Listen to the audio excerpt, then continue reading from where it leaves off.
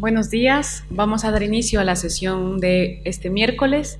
En esta ocasión, Marta Mora, en representación del Servicio de Hematología, nos va a hablar sobre la puesta en marcha del trasplante alogénico de progenitores hematopoyéticos. Hola, buenos días, muchas gracias. Bueno, hoy me ha tocado a mí dar la sesión. Vamos a hablar sobre la puesta en marcha, como dicen, del trasplante alogénico de progenitores hematopoyéticos, que es un proyecto que estamos llevando a cabo ahora mismo en el Servicio de Hematología. Y bueno, quería dar las gracias a todos mis compañeros por la ayuda durante estos meses también, por varias sesiones que ya hemos estado dando sobre el tema del trasplante, ya que queremos ponernos en marcha este año. Pues bien, durante la sesión, lo primero comentar que la intención es más que nada divulgativa. El trasplante es un tema muy complejo y vamos a tratar muchas partes del mismo de las que no vamos a profundizar. Por lo tanto, pues bueno, lo que vamos a hacer sobre todo es una visión general del trasplante en la que vamos a hablar sobre qué es, sobre la evolución y la situación actual en la que nos encontramos, sobre el propio proceso del trasplante alogénico y unas pinceladas sobre la calidad en el trasplante. Empezamos por el principio, ¿qué es el trasplante de progenitores hematopoyéticos? Nosotros a los pacientes siempre les decimos que la médula ósea es la fábrica de la sangre para que lo comprendan, y es que es aquí, en las personas adultas, donde se produce la hematopoiesis, el mecanismo fisiológico responsable de la formación de las células sanguíneas. Estos progenitores hematopoyéticos son las stem cells responsables de la hematopoiesis y, por lo tanto, hablar de trasplante de progenitores hematopoyéticos es hablar en realidad casi de forma indistinguible de trasplante de médula ósea, y este es el tratamiento de distintas enfermedades, tanto hematológicas como neoplásicas como autoinmunes. En el trasplante lo que hacemos es destruir la médula ósea del paciente mediante la administración de quimioterapia o radioterapia y la reemplazamos por una médula sana. Pero aquí vamos a hablar de la puesta en marcha del trasplante alogénico, y para ello tenemos que comprender un concepto que es la diferencia entre el trasplante autólogo y el alogénico. Nosotros en este hospital, desde hace más de 10 años, tenemos experiencia como centro de referencia en Castilla-La Mancha para el trasplante autólogo. Lo hacemos tanto aquí como en Albacete. La diferencia es quién es el donante. Pues en el trasplante autólogo, el donante y el origen de estos progenitores es el propio paciente. Se le extraen los progenitores hematopoyéticos, se almacenan mediante criocongelación y tras una administración de quimio-radioterapia se le vuelven a infundir. Por lo tanto, el objetivo de este trasplante no es tanto el sustituir su médula por la de un donante sano, sino el poder administrar quimio-radioterapia a dosis altas y que esta hematopoiesis posteriormente se recupere. La idea que tenemos y el proyecto que tenemos entre manos es la puesta en marcha del trasplante alogénico, en la cual la médula que vamos a infundir es la de un donante sano y, por lo tanto, queremos sustituir esta hematopoiesis por una normal. Actualmente hemos conseguido la autorización para el trasplante alogénico y tenemos previsto en un principio el inicio de la actividad en este 2024. Pero para conocer en qué situación nos encontramos vamos a hablar un poco de cuál ha sido la evolución a lo largo de los años del trasplante. La actividad del trasplante comenzó en los años 50, inicialmente con modelos animales, ratones y perros, a los que les exponían a dosis letales de radiación y se veía que se recuperaban al infundir células progenitoras hematopoyéticas. Pero no fue hasta en el año 57 en el que se publicaron los resultados del primer trasplante en humanos realizado por el equipo del Dr. Donald Thomas, en el cual se describían los 6 primeros trasplantes, en los cuales mediante la infusión de estos progenitores se podía recuperar la hematopoiesis tras altas dosis de quimio-radioterapia. Si bien se confirmaba que se podía recuperar la hematopoiesis, todos los pacientes fallecieron. Y 10 años después aparecieron artículos que lo que hacían era revisar cuál habían sido los resultados de estos primeros 10 años de trasplante en humanos, viéndose que la mortalidad era muy elevada. De 203 pacientes sometidos al trasplante en este artículo de Bortin en el 70, se vio que únicamente 11 conseguían un injerto a largo plazo y solamente 3 permanecían vivos al finalizar la década. Por lo tanto, los resultados eran tremendamente negativos y la esperanza en esta técnica era bastante nula. Afortunadamente no ha sido así y la actividad en trasplante no ha hecho nada más que crecer debido a mejoras tanto en el soporte transfusional, en el conocimiento de los antimicrobianos, terapia inmunosupresora o acondicionamientos. En España el primer trasplante se realizó en el 76 en el Hospital Clínic de Barcelona y lo que nos interesa sobre todo es saber cuál es la situación que tenemos ahora. Esto es la memoria de la ONT, de la Organización Nacional de Trasplante, del año 2022, en la que se ve la cantidad de trasplantes que se han realizado totales, tanto alogénicos como autólogos, por comunidad autónoma. Y lo que podemos ver es que nosotros aquí, esta pequeña manchita de aquí, somos nosotros, Castilla-La Mancha, muy por debajo de la media nacional. Y esto es debido a que únicamente en todo Castilla-La Mancha solo hacemos trasplante autólogo, no hay ningún centro que haga trasplante alogénico. Y muchos de nuestros pacientes se van a otras comunidades autónomas, como por ejemplo Madrid, que vemos que tienen gran parte de sus pacientes procedentes del exterior. Es por eso que tenemos este objetivo, hacer que nuestros pacientes, los pacientes de Castilla-La Mancha, no tengan que salir de su comunidad autónoma para recibir un tratamiento que necesitan. Actualmente en nuestro centro, doy gracias primero por esta gráfica a la doctora Dunia de Miguel, que me ha permitido tener los datos de los trasplantes autólogos durante los últimos años. Tenemos una gran actividad en trasplante autólogo. Hacemos entre 20 y 30 trasplantes al año, no solo con pacientes procedentes de nuestro centro, sino también pacientes procedentes de Cuenca o de Ciudad Real. Sin embargo, como no hacemos trasplante alogénico, gran parte de nuestros pacientes va a otros hospitales, principalmente en los últimos años al Hospital Gregorio Marañón. Y sobre todo lo que hacemos es mandar a otros afuera, a Madrid en concreto, a pacientes con diagnóstico de leucemias agudas. Pues bien, sabiendo la situación en la que nos encontramos ahora, queremos saber en qué consiste el proceso de trasplante. Nosotros vamos a tener un paciente con una médula ósea enferma al cual le vamos a someter a un acondicionamiento, que son altas dosis de quimiorradioterapia con efecto antitumoral sobre la enfermedad residual. Y después lo que vamos a hacer es infundir unos progenitores hematopoyéticos para conseguir la recuperación hematológica, con el objetivo así de sustituir la hematopoiesis anómala y erradicar una neoplasia. Sin embargo, el trasplante alogénico, a diferencia del autólogo, que esto es común para los dos, tiene una particularidad, y es que vamos a introducir células del sistema inmune del donante que van a reconocer a las del paciente como extrañas, ya que estamos trasplantando pues, todos sus progenitores hematopoyéticos. Esto va a tener un efecto positivo y un efecto negativo. El efecto positivo es lo que conocemos como efecto injerto contra tumor o efecto injerto contra leucemia, pues las células de la inmunidad del donante efectuarían una vigilancia sobre las células tumorales residuales que pudieran quedar en el paciente, evitando así la recaída. Sin embargo, esto también tiene un efecto negativo, y es que las células inmunitarias trasplantadas, procedentes del donante, van a reconocer las células del cuerpo del propio receptor como extrañas y la van a atacar, produciendo lo que se llama como enfermedad e injerto contra receptor, que antiguamente se conocía como enfermedad e injerto contra huésped. El proceso de trasplante no es solamente este rato que tenemos al paciente ingresado, que suele ser unos 30 días, en el cual le ponemos la quimioterapia, le ponemos los progenitores y esperamos a que se recupere, sino que es un proceso mucho más complejo y mucho más largo, ya que va desde el pretrasplante, en el que tenemos que evaluar al paciente, buscarle un donante, ver si puede trasplantarse, que suele durar incluso más de un mes, este periodo en el que está ingresado, y también un post-trasplante en el que tendremos que hacer un seguimiento a largo plazo del paciente durante años, pues hay numerosas complicaciones que se pueden producir tras el trasplante, hay que hacer seguimiento, hay que evitar las recaídas y hay que tener en cuenta que es una actividad, un procedimiento que va a afectar en gran medida a su calidad de vida. Todo esto va a estar englobado dentro de un sistema de gestión de calidad que se llama JACE y que también ahora daremos unas pinceladitas. Vamos a ir paso a paso, fase a fase, de lo que vamos a hacer en un paciente que tenemos que trasplantar. Y lo primero es saber qué pacientes vamos a trasplantar, cuáles son las indicaciones de un trasplante de progenitores hematopoyéticos. Nosotros nos basamos en artículos como este del EBMT, que es el Grupo Europeo de Trasplante, que salió en el 2022, en el que se describen gran cantidad de enfermedades que tendrían indicación de trasplante. Y no solo son neoplasias hematológicas, son neoplasias hematológicas, tumores sólidos, enfermedades congénitas e incluso enfermedades autoinmunes. Sin embargo, la indicación dependerá de las características del paciente, de la enfermedad, del pronóstico de la enfermedad o incluso si nos encontramos en una primera línea o ya nos encontramos en una recaída. Por lo tanto, es un tema bastante extenso, pero bueno, por dar unas pinceladas he traído aquí algunas indicaciones o algunos ejemplos de indicaciones para trasplante.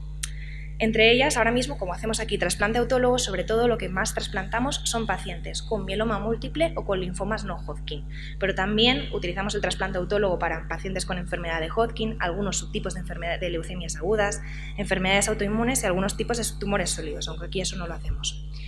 El trasplante alogénico puede utilizarse como tratamiento tanto de enfermedades congénitas y hereditarias, aunque ese tipo de trasplante es más bien de tipo pediátrico y aquí en un principio la idea que tenemos es trasplantar de momento a adultos, pero también en enfermedades adquiridas, como van a ser las aplasias medulares, las leucemias agudas, los síndromes mielodisplásticos, mielofibrosis o leucemias mieloides crónicas.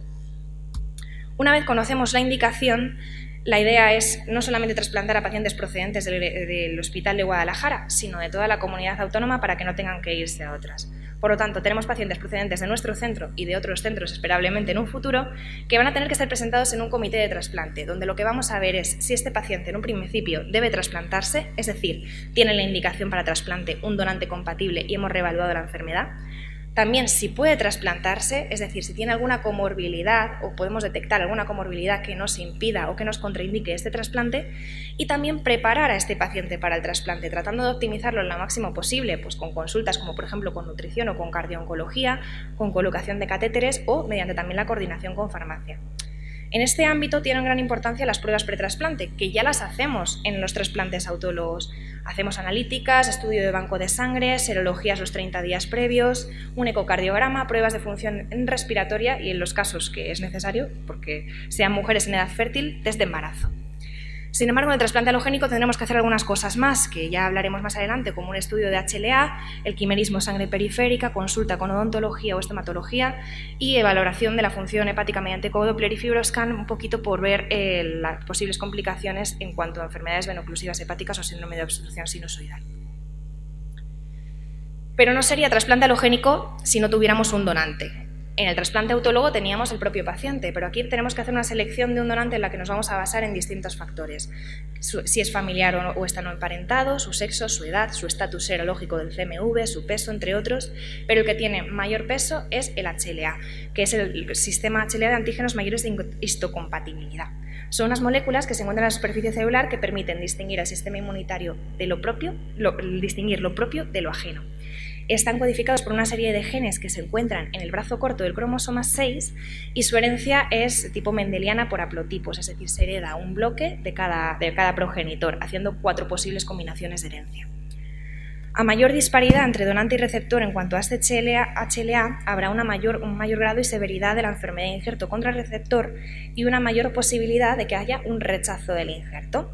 Nosotros, cuando estudiamos el HLA, tanto en un donante como en un receptor, vamos a estudiar 10 locis por alta resolución y, por lo tanto, hablamos de un donante ideal cuando comparte estos 10 locis idénticos, que es lo que hablamos de un HLA idéntico. El donante ideal, por lo tanto, es un familiar HLA idéntico. Es completamente igual en cuanto a la identidad HLA y está disponible y lo tienes cerca. Sin embargo, únicamente hay un 25% de posibilidades de tener un hermano HLA idéntico y encima, pues si eres hijo único, más. Por lo tanto, hay que buscar alternativas. ¿Y cuáles son estas? Pues lo primero, un donante no emparentado o un donante haploidéntico. Un donante no emparentado es una persona que se encuentra en el mundo y que sea exactamente igual que tú. Y esta posibilidad es muy pequeña, de una entre 50.000 entre 100.000, lo cual parecería prácticamente ínfima. Sin embargo, gracias a los registros internacionales de donantes, esta posibilidad ha ido aumentando a lo largo de los últimos años, pues hay más de 9 millones de donantes registrados en todo el mundo y más de 160 unidades de cordón umbilical congeladas. Por lo tanto, cada vez tenemos más posibilidades de encontrarle un donante compatible a nuestros pacientes. En España, este registro se denomina REDMO, Registro Español de Donantes de Médula Ósea, y en él tenemos registradas a más de 460.000 personas, sobre todo mujeres. Otra opción es el donante haploidéntico, es decir, un donante en el que comparta al menos un haplotipo, más de un 5 de 10. Esto pues, sería lo ideal, porque prácticamente un haplotipo lo compartimos siempre con un padre o con un hijo. Y es que en los últimos años se ha demostrado que ha ido mejorando en gran medida la supervivencia de los trasplantes haploidénticos, viendo cómo ha cambiado las curvas de supervivencia desde 2007, en lo que comparábamos distintos trasplantes con algún tipo de incompatibilidad HLA, hasta últimamente las que estas curvas cada vez están más cerca. Y muchas veces, cuando no solamente no hemos encontrado un donante no emparentado, sino que simplemente tenemos que darnos prisa, porque la búsqueda del donante lleva su tiempo, preferimos este tipo de donante. Aprovecho el foro para hacer una pequeñita cuña publicitaria para instaros a todos aquellos que tengáis entre 18 y 40 años y estéis sanos a incluiros en el registro de nuevos donantes de médula ósea. Para ellos podéis hacerlo tanto en este hospital como en un centro de transfusiones, como aquí en la Hermandad de Donantes de Sangre en la segunda planta. Solo hay que hacer un formulario de inscripción y extraer una muestra para el estudio de HLA. Esto no significa que vayáis a ser donantes efectivos, porque únicamente existe una posibilidad entre 1 entre 4.000, pero pasaríais a formar parte del registro español de donantes de médula ósea y si hubiera algún paciente compatible, pues os llamarían y estaríamos encantados, la verdad. Pasando del pretrasplante, vamos a hablar del propio procedimiento de trasplante cuando nos ingresa el paciente y vamos a trasplantarlo. Aquí lo que vamos a hacer es administrar lo que ya habíamos hablado, un acondicionamiento, que es una quimiorradioterapia. Posteriormente, en el día 0, vamos a infundir los progenitores hematopoyéticos y después vendrá un periodo de aplasia. En este periodo se ha destruido la médula ósea normal residual del paciente por la quimiorradioterapia que hemos puesto previamente y es donde van a venir la mayor parte de las complicaciones del ingreso. Además, característicamente en el trasplante halogénico lo que tendremos que hacer es una profilaxis de la enfermedad de injerto contra receptor, que esto va a ser mediante el uso de inmunosupresores, lo cual también puede aumentar la posibilidad de que haya infecciones. Y finalmente, durante el ingreso se producirá el prendimiento, que es el anidamiento de estos progenitores del donante en la médula ósea del paciente. El acondicionamiento, como ya hemos dicho, quimiorradioterapia que se administra previo a la infusión de progenitores con el objetivo de erradicar la clona maligna, que en el trasplante halogénico además lo que nos permite es crear una especie de espacio en la médula ósea para facilitar el implante y una inmunosupresión para evitar el rechazo. Según la intensidad de este acondicionamiento podemos dividirlo en acondicionamientos no mieloablativos de intensidad reducida o mieloablativos. No mieloablativos son aquellos que van a producir unas citopenias moderadas que se recuperarían solas sin necesidad de que infundiésemos estos progenitores, y mieloablativos hablaríamos de esto cuando ya tenemos unas citopenias intensas que no podrían recuperarse sin la infusión de los progenitores hematopoyéticos. Entre medias tenemos estos trasplantes de intensidad reducida en los cuales esos acondicionamientos de intensidad reducida, en los que se reduce un 30% de la dosis del mieloablativo. Por lo tanto, a mayor intensidad del acondicionamiento, más intenso va a ser y, por lo tanto, mayor duración va a tener la aplasia. A la hora de elegir un acondicionamiento u otro, dependeremos del tipo de enfermedad, la situación de la enfermedad, tratamientos previos y el estado general del paciente, pero por lo general trataremos de utilizar tratamientos mieloablativos en pacientes jóvenes sin comorbilidades y de intensidad reducida en pacientes que sean más mayores o que ya hayan recibido un trasplante previamente. Después tiene lugar la infusión de los progenitores y según el origen de estos progenitores hematopoyéticos podemos distinguir que provengan de sangre periférica, que es la fuente más habitual, en la que lo que vamos a hacer es que el paciente donante vamos a aportarle un tratamiento movilizador para que salgan estos progenitores de dentro de la médula ósea a la sangre periférica y los vamos a recoger mediante aféresis para luego infundírselos al paciente. Pero no solamente se recogen de sangre periférica, sino que también podemos obtener estos progenitores directamente de la médula ósea mediante punción aspiración en la cresta ilíaca posterior superior, que es una técnica que se utiliza también en enfermedades como por ejemplo aplasias u otras enfermedades congénitas, o en sangre del cordón umbilical, que es menos utilizada porque el número de progenitores hematopoyéticos que puede aportar un cordón umbilical es mucho menor. Después de la infusión, pues como ya habíamos dicho, hacía efecto el acondicionamiento y vamos a empezar el periodo de aplasia, por lo tanto vamos a tener una pérdida de las 3 series, anemia, neutropenia y trombocitopenia.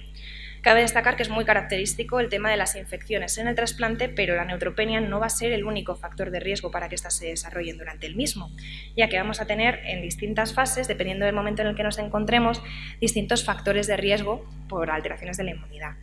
Principalmente durante el ingreso tendremos la neutropenia, la alteración de las barreras mucosas y una disminución de los linfocitos T y B, y posteriormente tendremos también la enfermedad de injerto contra receptor y sus tratamientos.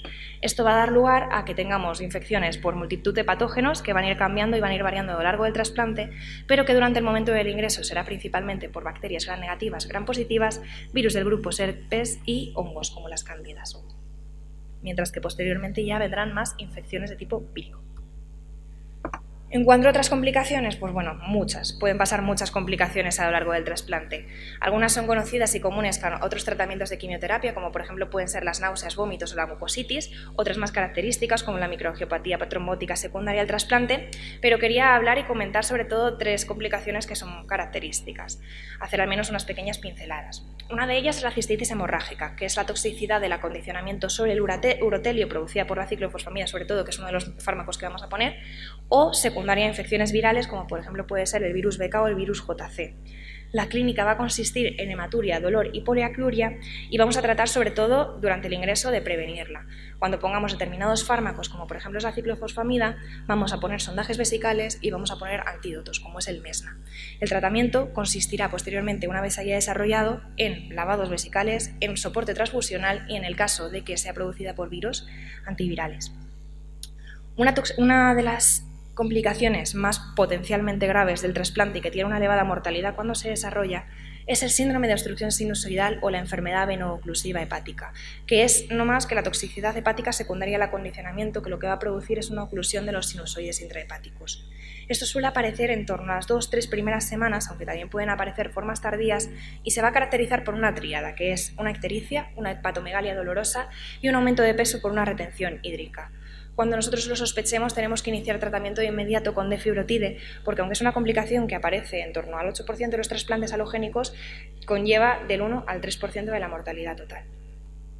Otra de las complicaciones puede ser los síndromes de disfunción endoteliales, que son muchos. Esto es debido al daño directamente sobre el endotelio vascular por el acondicionamiento, inmunosupresores, moléculas proinflamatorias que se liberan.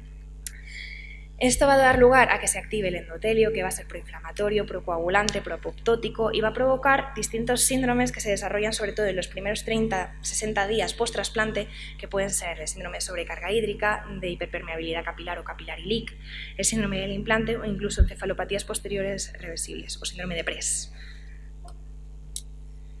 Pero no hablaríamos de trasplante halogénico sin complicaciones que pueden aparecer tanto al ingreso como ya cuando nos vamos al post-trasplante. Una de ellas es la enfermedad de injerto contra receptor o injerto contra huésped, que es una complicación inmune común en el trasplante en torno al 10-60% de los casos, en la que los linfocitos T del donante reconocen como extraños los antígenos del receptor.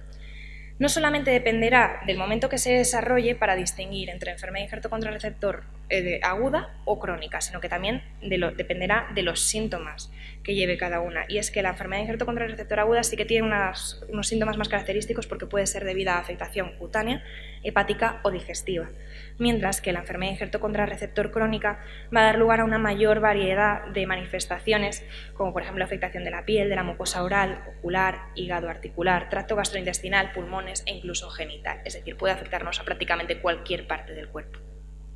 Estas fotos que vemos aquí de la parte de arriba son una enfermedad de injerto contra receptor aguda, cutánea, y una digestiva, y estas aquí abajo son una enfermedad de injerto contra receptor crónica, la que vamos a ver una clínica cutánea con una cierta esclerosis, afectación articular que nos va a impedir, que nos va a provocar cierta rigidez, afectación de los ojos, de la mucosa oral o incluso de los genitales.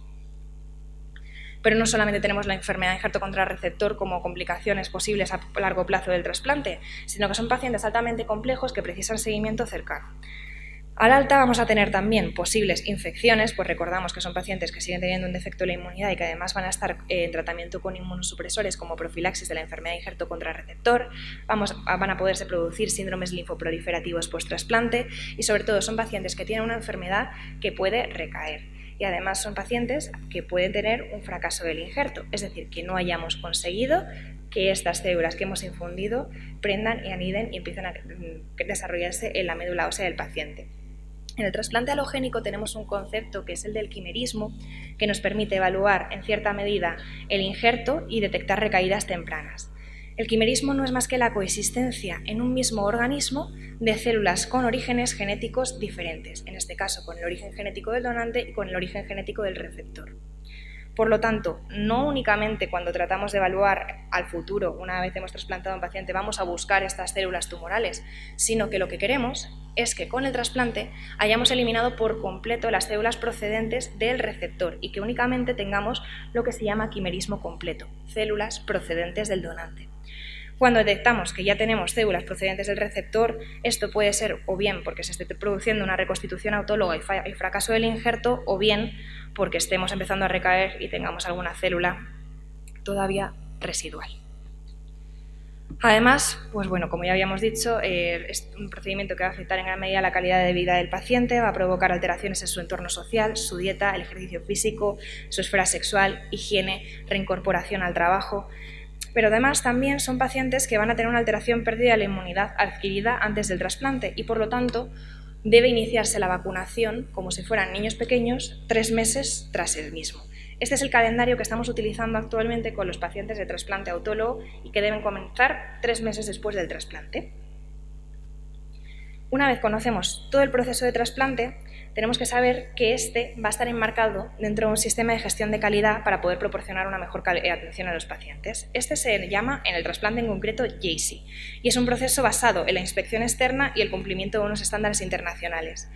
¿Y por qué os lo cuento? Porque bueno, este proceso, el JC, nos permite saber qué hacemos, cómo lo hacemos y qué resultados obtenemos comparándonos con otros centros. Y tiene unos estándares muy estrictos con requisitos para las instalaciones, con requisitos para el personal y que nos obligan a tener también acuerdos con otros servicios con los que vamos a tener que colaborar. Además, el tener esta acreditación y el estar en el proceso de acreditación ha demostrado ya en varios estudios que mejora los resultados en trasplante.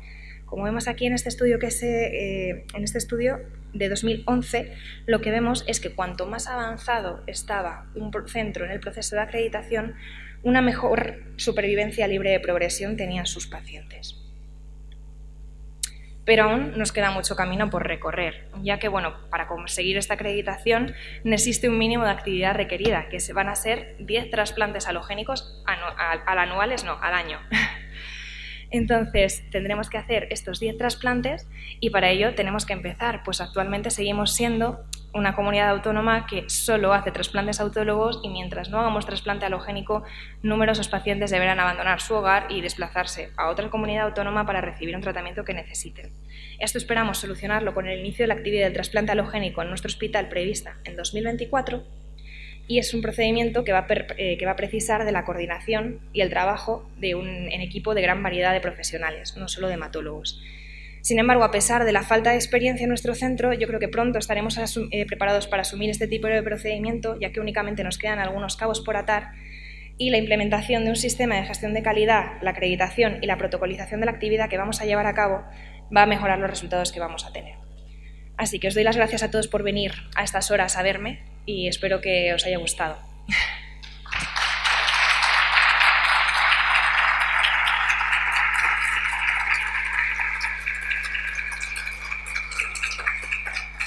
No sé si tenéis alguna